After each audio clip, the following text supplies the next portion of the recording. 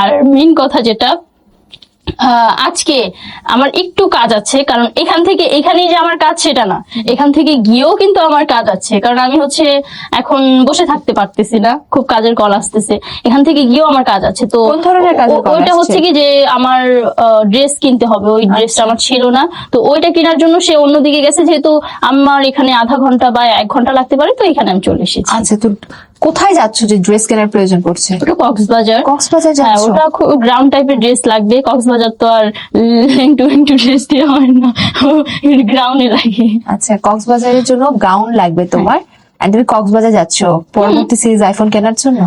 ভাই এখন তো এটাই ভয় লাগতেছে, যখন আমাকে কক্সবাজারের জন্য কল দেওয়া হয়েছে তখন আমি মনে মনে ভাবতেছি, এতদিন যে সবাইরে বলে আসলাম যে কক্সবাজার গেলে আইফোন পাওয়া যায়, এখন তো আমার কমেন্ট বক্সে সবাই লিখবে আপু ফাইনালি কক্সবাজার চলে গেছেন, তাহলে কি আইফোন 16 প্রো ম্যাক্স? হ্যাঁ, মানে এখন আমি ভয় পাচ্ছি এটা নিয়ে।